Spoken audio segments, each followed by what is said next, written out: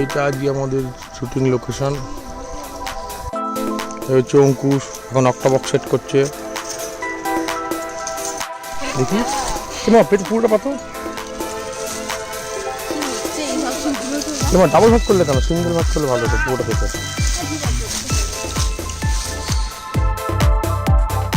Model টেন্টে makeup করছে।